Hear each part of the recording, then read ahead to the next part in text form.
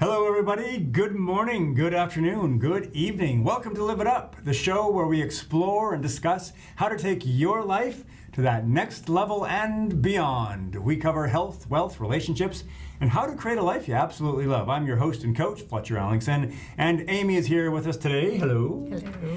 And today we're going to be talking about an important topic that definitely relates to every single person, and it really affects the quality of your everyday.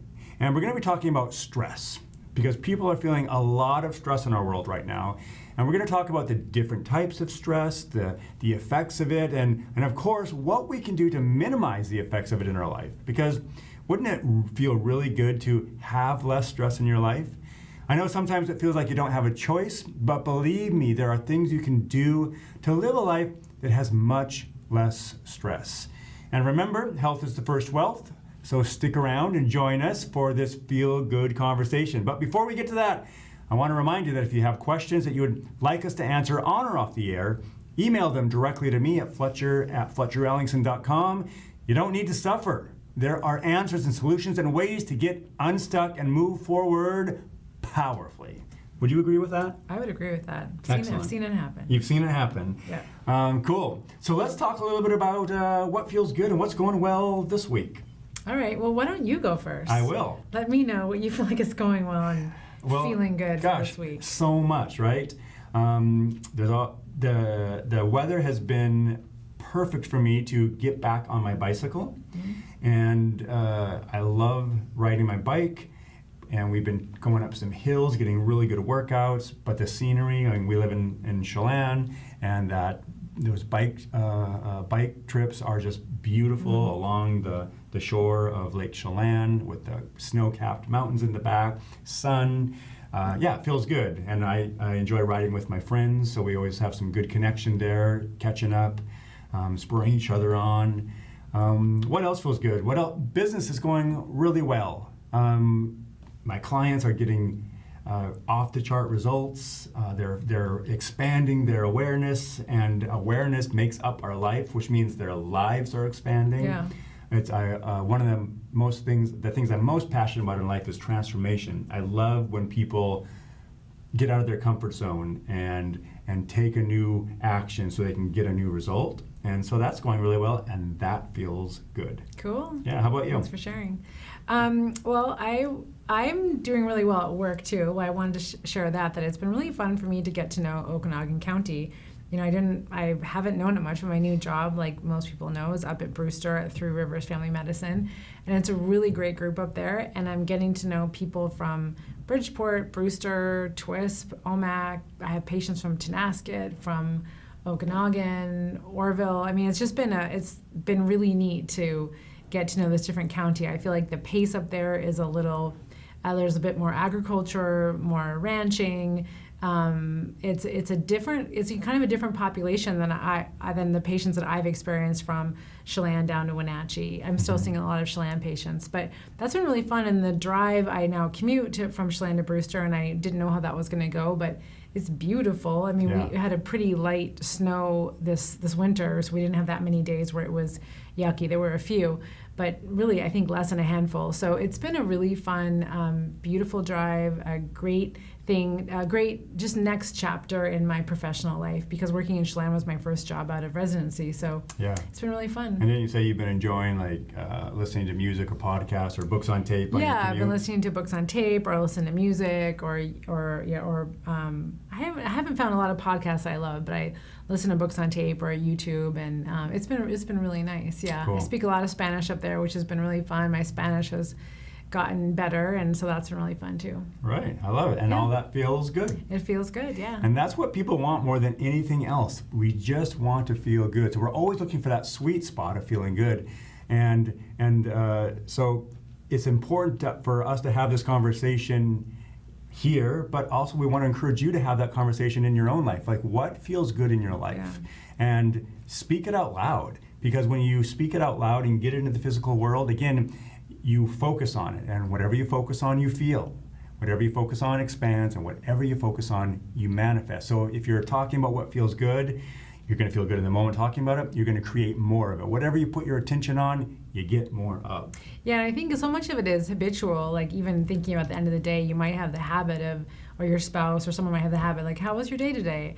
And they may be like, well, that thing with Joan, and they just start launching into the problem. Or you might even say, like, how was it with Bob today? Because we all love a story, and so we want to hear the next chapter, or what's happening. But I think it's important if you have consciousness, if you live your life consciously, then you're not just living it by default and you're not living it out of habit. And so I think it's good to catch yourself if you realize, gosh, my husband and I always talk about like bad stuff at the end of the night, or whenever I call my mom, I talk about my problems. It might be nice to, like you said, switch it up and be like, what's working well? Yeah. Or tell me something great that happened in the last couple of days. Right. And that's frequently something we do with our kids. We'll be like, hey, what went well at school today? What was a win at school? And so, it's a great way to interrupt old patterns, and a great way to set up a new pattern. Yeah. Yeah, cool. All right. Well, hey, we're going to take a quick break. Then we're going to come back, and we're talking about stress. What is it, and how do we diminish it and limit it in our lives?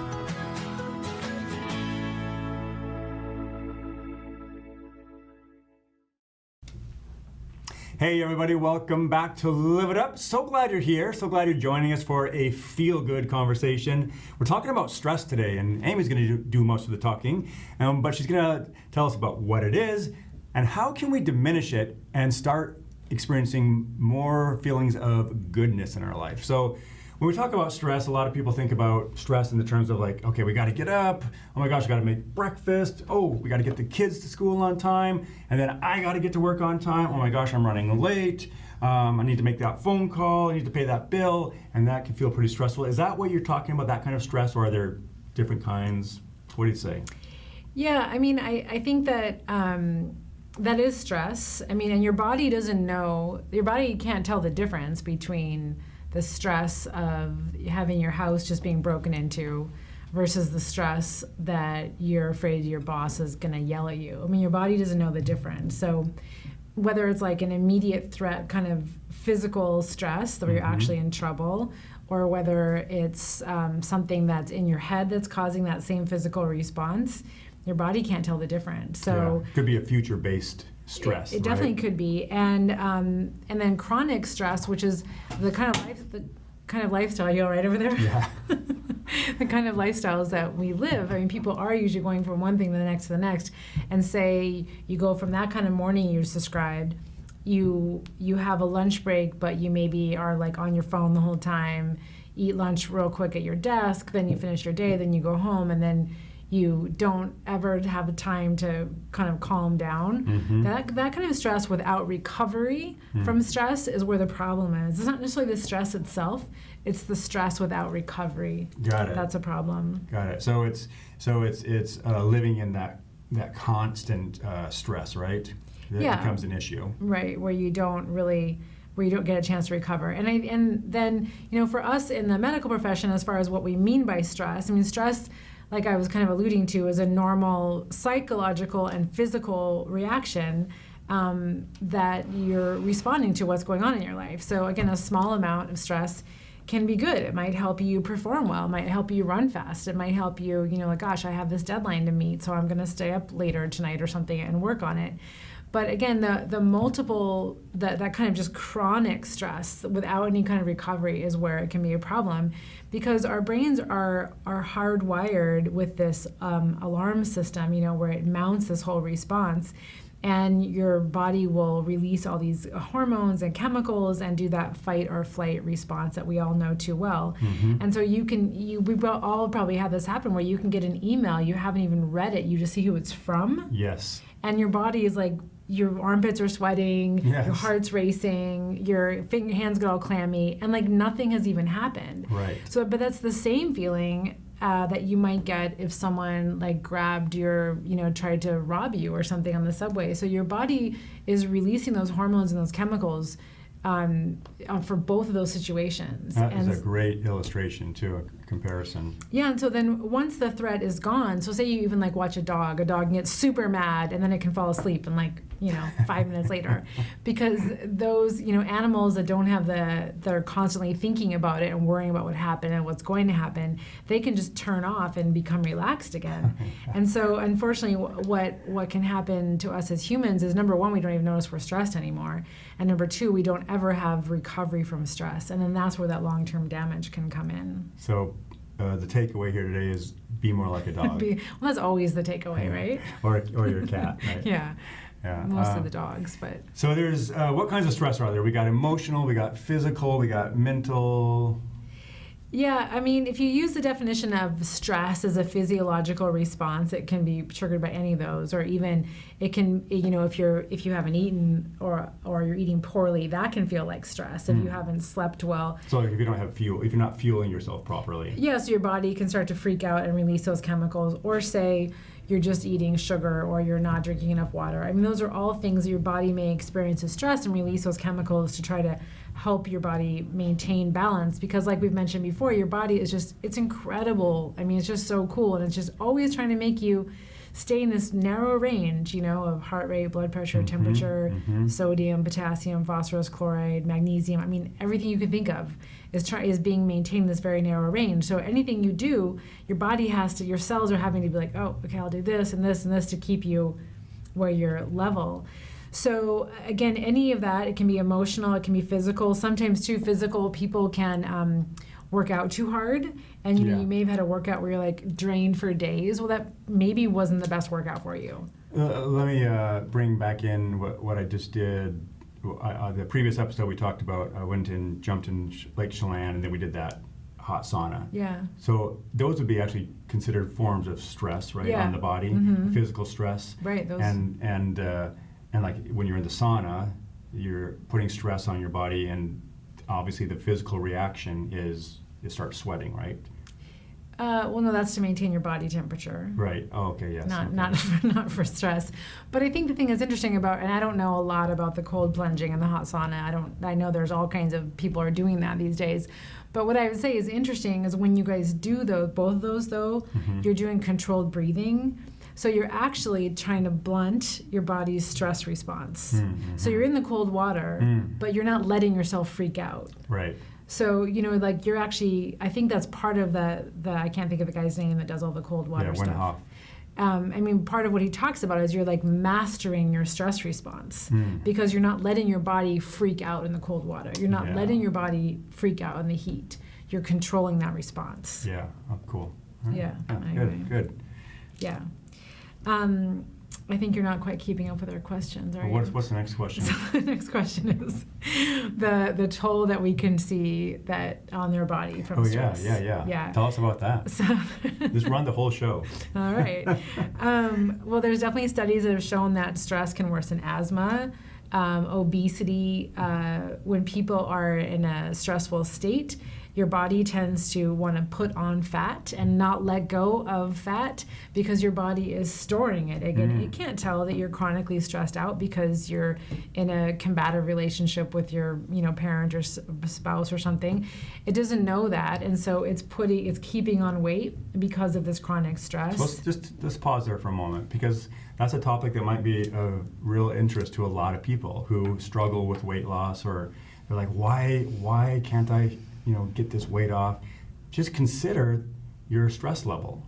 Yeah, I mean, weight is a multifaceted topic for sure. Right. But if you're someone that is not managing your stress well, and that is holding on to stuff and is holding on tight and is stuffing feelings down, if you were to work on, releasing all those things, meditating would be a huge way. Meditating and exercising in a way that feels good. You don't want to do an exercise that doesn't make you feel good.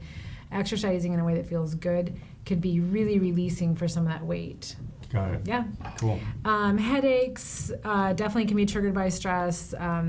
Chronic stress is also related to higher rates of depression and anxiety. So there was a survey of people that had a lot of stress at their job with few rewards, and those people had like an 80% higher chance of having depression just from having a job that you didn't like, which I mean, it makes sense, right? Yeah, it does make sense. Heartburn can also be related to stress. Alzheimer's disease, there's some thought that maybe chronic stress and inflammation in the body leading to Alzheimer's disease. And the other thing that that potentially, undealt with stress can actually accelerate your aging, because it affects your DNA and it affects how your genes are doing. So anyway, we should take a quick break because that was a lot of information. All right, we'll take a come quick back. break. Stay with us.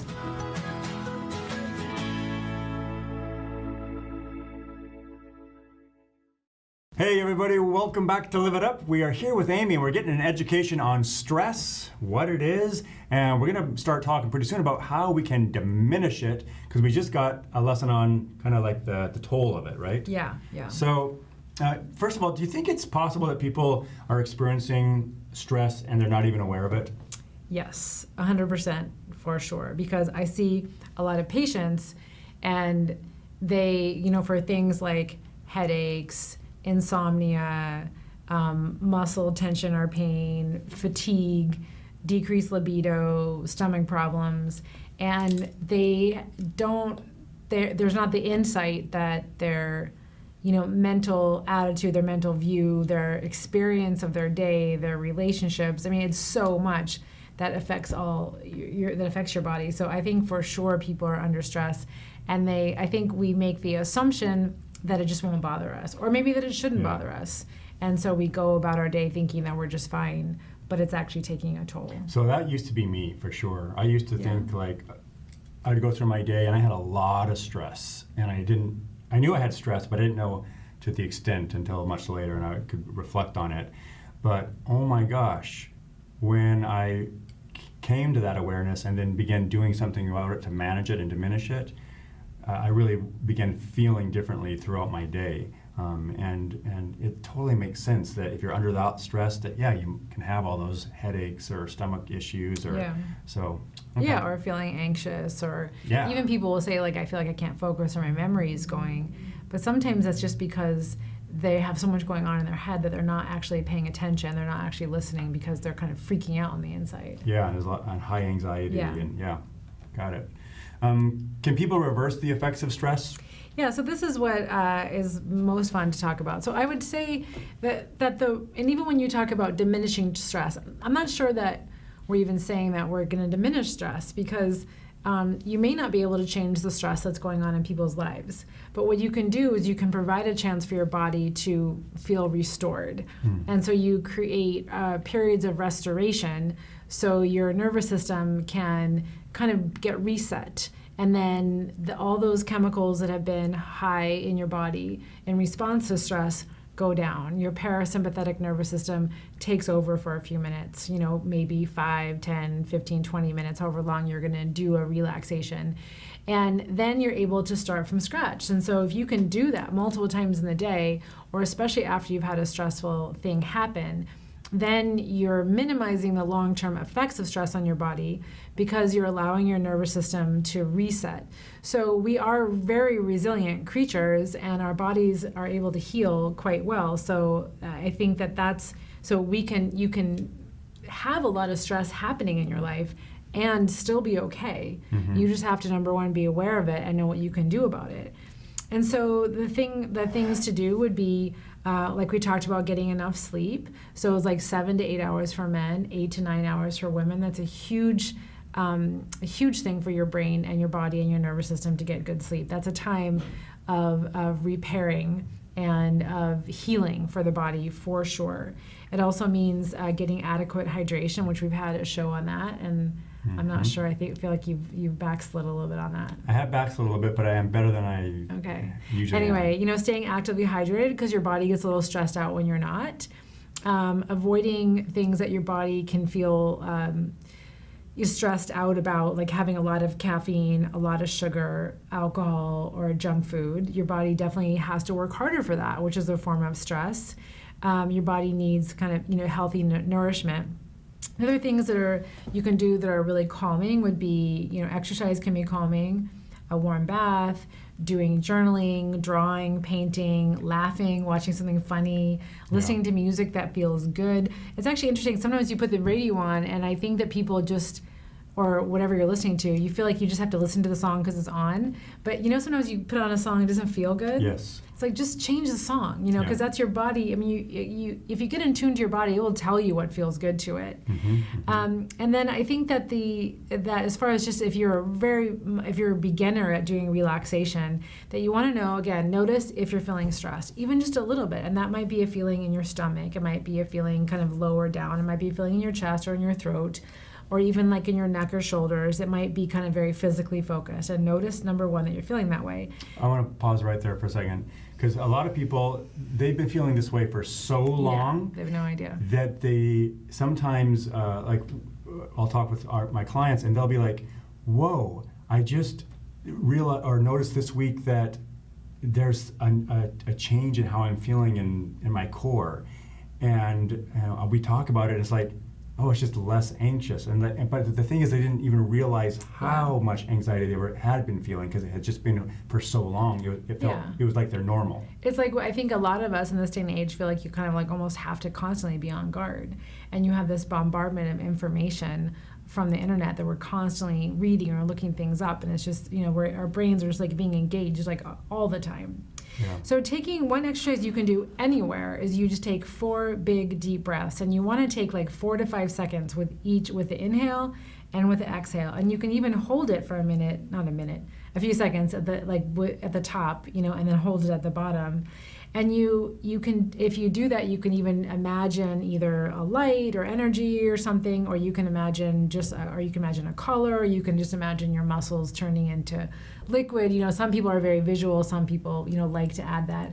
Or you can just breathe and you can focus on nothingness, or you can say something to yourself and just let that go. And the other thing you can do in that moment is you really want to focus on the present moment, because hopefully in that moment, whatever you were stressed out about is no longer happening, and you can remind yourself it's no longer happening, and that you can, if you focus on the present moment, then things are going to be much more manageable. I actually just had a patient who is dealing with a lot of stuff and a lot of anxiety, and she's working with a behavioral health person as well, but she would find herself feeling calm talking to me during the office visit, and then she'd get really ahead of herself, and it's like, whoa, just come on back down. We're just in the office right here. Nothing has happened. And then she'd find herself doing it again, because she just habitually does that. Right. And then it makes her whole world, it's like the sky is for sure falling. Yeah. So I think really bring yourself back to actually what's happening right now. Yeah, like right now, we're just sitting in this chair. Right now, we're just in this studio. Oh, right now, I'm just having a conversation with you. Yeah. Like, that's what's happening right now. Yeah, and then to add it, so breathing, thinking of a way to relax, and then the other thing is getting to gratitude, which we've talked about. So you can't be feeling grateful and feeling stressed out at the same time. I would say though, you probably could still have some physical feelings actually still, but the more you focus on gratitude, the more that's going to go away. So even if you took the time to say 10 things you're grateful for, or pick one thing you're grateful for and just go to town about all the details that you love about it. You can either write that down, say it out loud, say it in your head, call someone, tell them, or have a friend be like, hey, let's just talk about 3 things we're grateful for. I need to get out of this funk that I'm in right now. So getting to gratitude is another way of focusing on something that makes your body feel good.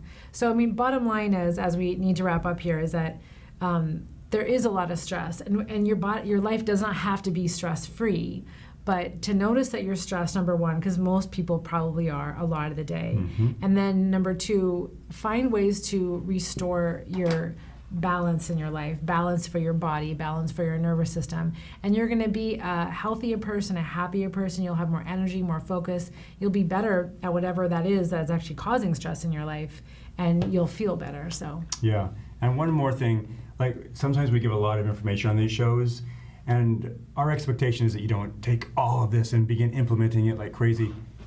If you just want to start with one thing, that's where you start, right? It's baby steps. So just take one thing that feels good and focus on that.